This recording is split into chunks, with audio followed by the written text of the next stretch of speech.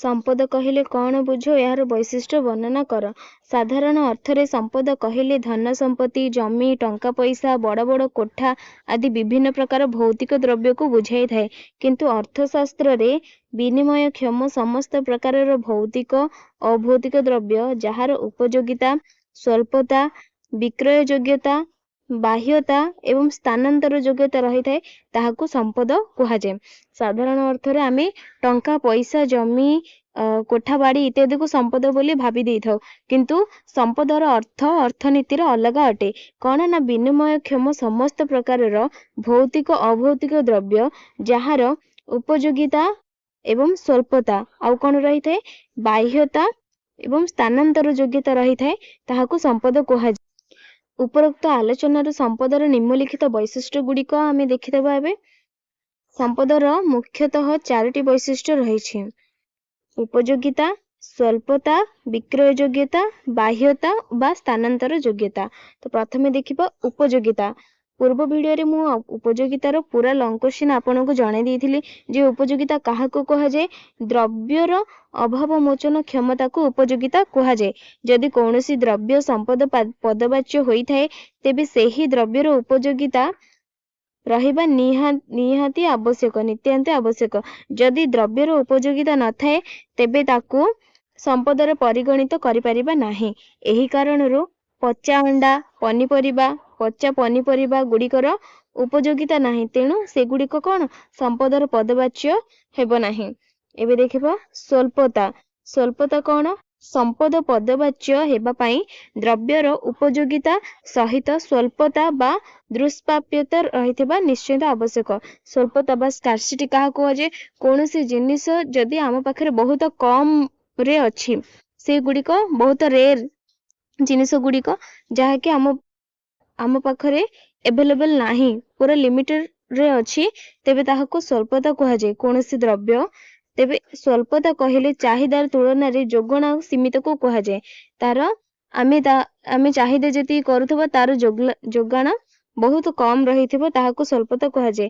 एही कारणरू अर्थनैतिक द्रव्य गुड़िक संपद पदवाच्य अटे थाए।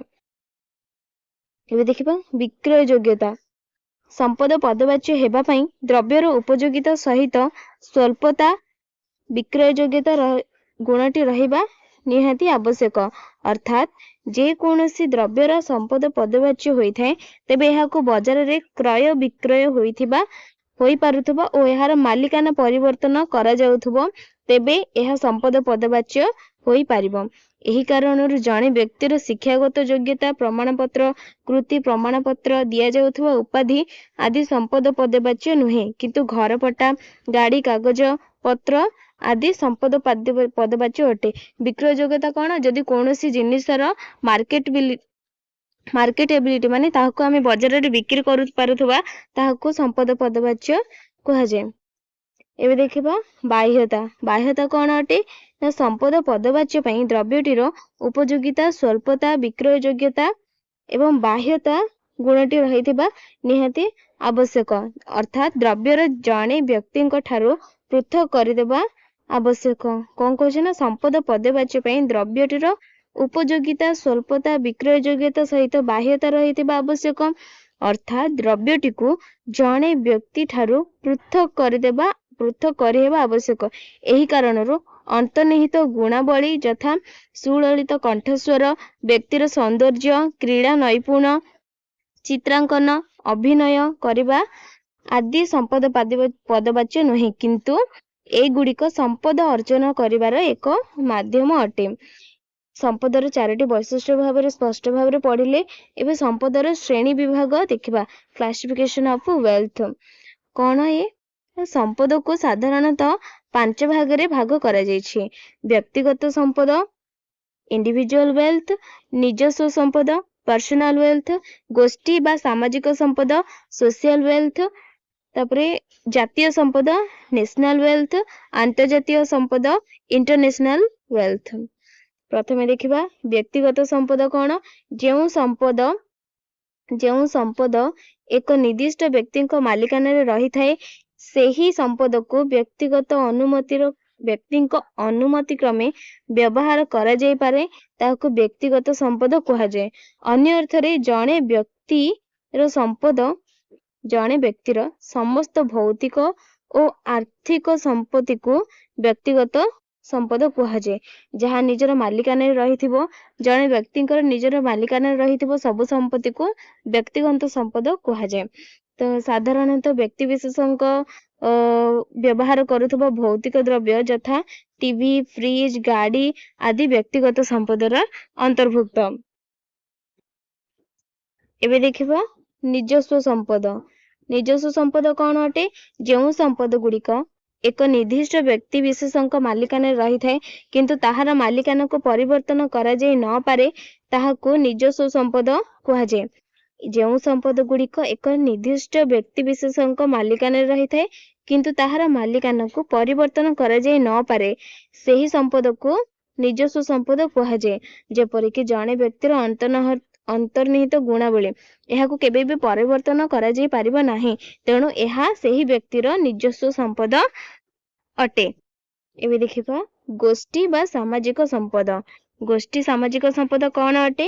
ନା ଯେଉଁ ସମ୍ପଦ ସମାଜର ସବୁ ବର୍ଗର ଲୋକେ ବ୍ୟବହାର କରିପାରନ୍ତି ଓ ଏହାର ରକ୍ଷଣାବେକ୍ଷଣ ଦାୟିତ୍ୱ ମଧ୍ୟ ସମାଜର ସବୁ ବର୍ଗର ଲୋକ ବହନ କରିଥାନ୍ତି ସେହି ସମ୍ପଦକୁ ସାମାଜିକ ସମ୍ପଦ କୁହାଯାଏ।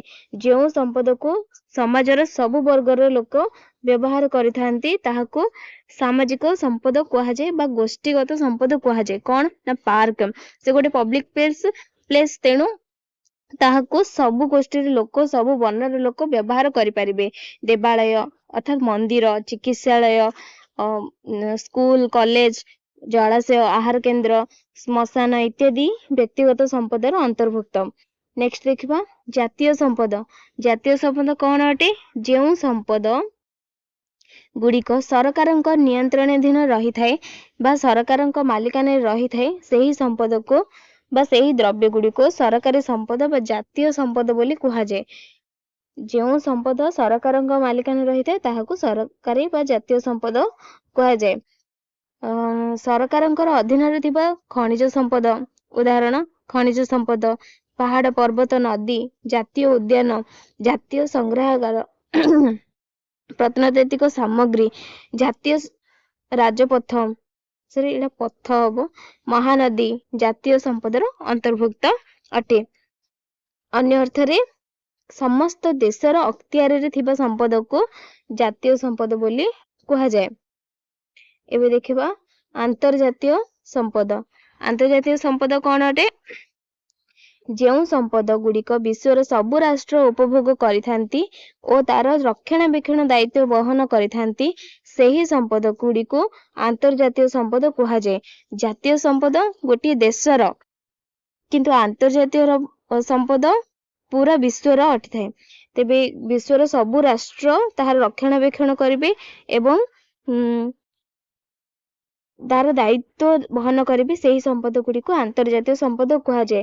ଉଦାହରଣ ସ୍ୱରୂପ ମହାସାଗର, ମହାକାଶ, ବିଶ୍ୱବିଦ୍ୟାଳୟ, ଜାତିସଂଘ, ବିଶ୍ୱ ବାଣିଜ୍ୟ ସଂଗଠନ ଆଦି ଆନ୍ତର୍ଜାତୀୟ ସମ୍ପଦର ଅନ୍ତର୍ଭୁକ୍ତ ଅଟିଥାଏ। ତେବେ ଏହି ଭିଡ଼ିଓରେ ଆମେ ଆଜି ସମ୍ପଦର ଶ୍ରେଣୀ ବିଭାଗ ଏବଂ ଏହାର ବୈଶିଷ୍ଟ୍ୟ ଉପରେ ପଢ଼ିଲେ। ଆଶା କରୁଛି ଆପଣମାନଙ୍କୁ ଏହି ଭିଡ଼ିଓଟି ଭଲ ଲାଗିଥିବ। ଭଲ ଲାଗିଲେ ଲାଇକ୍, ସେୟାର ଏଣ୍ଡ ସବସ୍କ୍ରାଇବ କରିବେ।